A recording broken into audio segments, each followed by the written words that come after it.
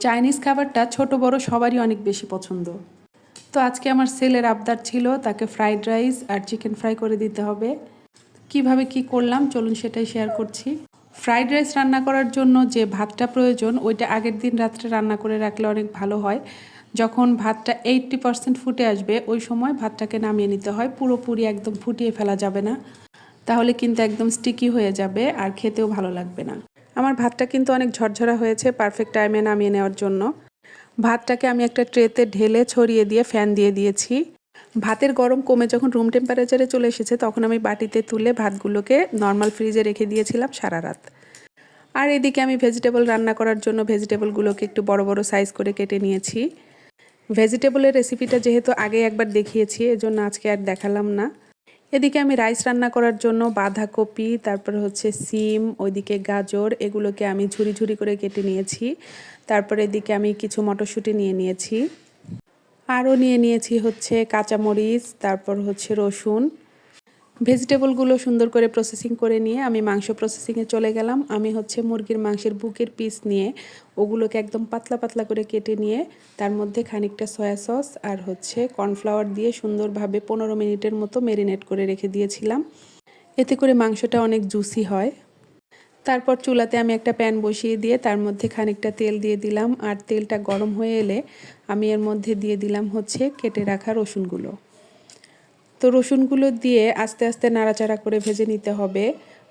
আর খেয়াল রাখতে হবে যেন রসুনগুলো পুড়ে না যায়, পুড়ে গেলে কিন্তু এগুলো তেতো তেতো লাগবে। রসুনটা যখন একটু একটু লাল হয়ে এসেছে তখন আমি এর মধ্যে ম্যারিনেট করা মুরগির মাংসগুলোকে দিয়ে দিলাম, দিয়ে সুন্দরভাবে নাড়াচাড়া করে নিতে হবে। এই সময়টাতে চুলার আঁচটা একটু মিডিয়ামে রাখতে হবে যাতে মাংসটা সিদ্ধ হয় সুন্দরভাবে। তো বেশ খানিকটা সময় নাড়াচাড়া করে নিতে হবে মাংস সিদ্ধ না হওয়া পর্যন্ত। এই তো আমার মাংসটা সুন্দরভাবে সিদ্ধ হয়ে গিয়েছে। তো মাংসটাকে এক পাশে সাইড করে দিয়ে আর বাকি যে তেল আছে ওর মধ্যে আমি দুটো ডিম ভেঙে দিলাম। ডিম 2টা 3টা 4টা যে যেমন দেন দিতে পারেন, সমস্যা নাই।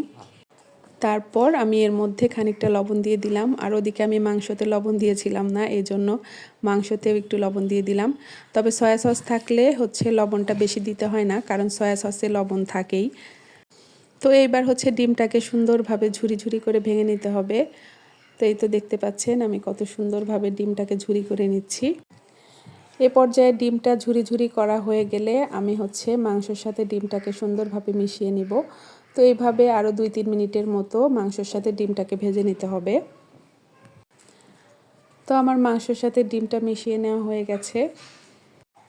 এরপর আমি এর মধ্যে দিয়ে দিব হচ্ছে কেটে রাখা সবজিগুলো। তো প্রথমে আমি দিয়ে দিচ্ছি হচ্ছে বাঁধাকপি কুচি, আর বাঁধাকপি কুচিটা দিয়ে আমি সুন্দরভাবে একটু নাড়াচাড়া করে নিলাম।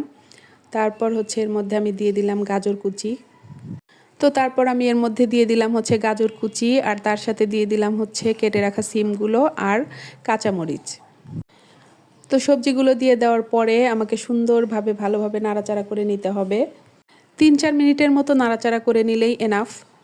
বেশি নাড়াচাড়া করতে গিয়ে যদি সবজিটা বেশি সিদ্ধ হয়ে যায় তাহলে কিন্তু ফ্রাইড রাইসটা খেতে একদমই ভালো লাগবে না। তো এই তো সবজিগুলোকে নাড়াচাড়া করে মিশিয়ে নেওয়া হয়ে গেছে। আর এদিকে আমি সবজিটা চুলায় রেখে দৌড় দিলাম ফ্রিজের কাছে, আর ফ্রিজ থেকে ভাতটা বের করে নিয়ে আসলাম। ফ্রাইড রাইসের ভাতটা কিন্তু আগে থেকে বাইরে বের করে রাখা যাবে না, একদম সরাসরি ফ্রিজ থেকে বের করেই দিতে হবে, তাহলে হচ্ছে জিনিসটা অনেক ভালো হয়। আর যদি আগে থেকে বাইরে রাখেন তাহলে কিন্তু ভাত ফ্রিজের যে পানিটা ওই পানিটা ছেড়ে দিবে, তাহলে হচ্ছে জিনিসটা একদমই ভালো হবে না। তো তারপর আমি প্রথমে অর্ধেক ভাত দিয়ে দিলাম, দিয়ে সবজির সাথে ভালোভাবে নাড়াচাড়া করে মিশিয়ে নিলাম, নিয়ে এরপর আমি বাকি অর্ধেক ভাতও এর মধ্যে দিয়ে দিব। তো এই তো আমি বাকি অর্ধেক ভাতও দিয়ে দিলাম। আর আমি ফ্রাইড রাইস যখন রান্না করি একটু বেশি করেই রান্না করি। ইভেন শুধু ফ্রাইড রাইস না, আমি হচ্ছে পোলাও আইটেম যে কোনো কিছু বিরিয়ানি টিরিয়ানি রান্না করলে আমি একটু বেশিই রান্না করি, যেহেতু আমার বাচ্চারা হচ্ছে এই আইটেমগুলো অনেক বেশি পছন্দ করে। ওরা যেন 2-3 বার খেতে পারে আমি এই পরিমাণ রান্না করি। আর আমার হাজব্যান্ড যেহেতু মুরগি পছন্দ করে না, এই জন্য চাইনিজ আইটেমও তার খুব একটা বেশি পছন্দ না। আর চাইনিজ আইটেমগুলো তো সাধারণত মুরগি দিয়ে রান্না করা হয়। উনি পোলাও জিনিসটাও খুব বেশি পছন্দ করে না, ওনার পছন্দ হচ্ছে গরুর মাংস আর ভাত। তো যাই হোক, এই তো আমার রাইস মোটামুটি হয়ে গেছে। তো এই পর্যায়ে আমি এর মধ্যে দিয়ে দিলাম হচ্ছে খানিকটা সয়া সস আর খানিকটা গোলমরিচের গুঁড়ো। আর দিয়ে দিলাম হচ্ছে খানিকটা লবণ। দিয়ে আমি রাইসটাকে সুন্দরভাবে নাড়াচাড়া করে নিব। তবে রাইসটাকে খুব বেশি নাড়াচাড়া করা যাবে না, তাহলে কিন্তু একদম মানে স্টিকি হয়ে যাবে, ঘ্যাদঘ্যাদা হয়ে যাবে, যা খেতে একদমই ভালো লাগবে না। এজন্য একটু সাবধানে অল্প অল্প করে নাড়াচাড়া করে দিতে হবে। আর দেখতেই পাচ্ছেন আমার ফ্রাইড রাইসটা অনেকটা ঝরঝরা হয়েছে, সেটা সম্ভবত ভিডিওতেও বোঝা যাচ্ছে। তবে আজকে কিন্তু আমার হাজব্যান্ড আমার হাতের ফ্রাইড রাইসটা খেয়েছে এবং বলেছে আজকের ফ্রাইড রাইসটা নাকি অনেক মজা হয়েছে। তো এই তো আমার ফ্রাইড রাইস আর ভেজিটেবল রেডি। এরপর আমি চলে আসলাম হচ্ছে চিকেন ফ্রাই তৈরি করতে। আর চিকেন ফ্রাই তৈরি করার জন্য এখানে আমি নিয়ে নিয়েছি খানিকটা ময়দা, খানিকটা চালের গুঁড়ো আর সামান্য পরিমাণ হচ্ছে মরিচের গুঁড়া আর একটু লবণ। আর ওদিকে আমি টমেটো সস দিয়ে মুরগিটাকে আগে থেকে মেরিনেট করে রেখে দিয়েছিলাম। তারপর আমি একটা একটা করে মুরগির পিস নিয়ে ওই ময়দার মিশ্রণটার মধ্যে সুন্দরভাবে কোট করে নিচ্ছিলাম। এমনভাবে কোট করতে হবে যেন ময়দাগুলো হচ্ছে চিকেনের গায়ে সুন্দরভাবে লেগে থাকে, যেন একদম পড়ে না যায়। তো এইভাবে সবগুলো পিসকে আমি সুন্দরভাবে কোট করে নিলাম। আবারও বলছি, চিকেনগুলো সুন্দরভাবে কোট করে নিতে হবে যেন চিকেনের গায়ে থেকে ময়দাটা পড়ে না যায়। তো তারপর হচ্ছে এই যে পানির মধ্যে একবার করে চুবনি দিয়ে নিয়ে আবারও কোট করে নিতে হবে। এভাবে 3 থেকে 4 বার করতে হবে, তাহলে চিকেন ফ্রাইটা অনেক বেশি ভালো হবে। তো আমার হাতে অত বেশি সময় ছিল না, তাই আমি 2 বার কোট করেছি। তো তারপরেই তো আমি চিকেন ফ্রাইগুলোকে তেলে দিয়ে দিয়েছি ভেজে নেওয়ার জন্য।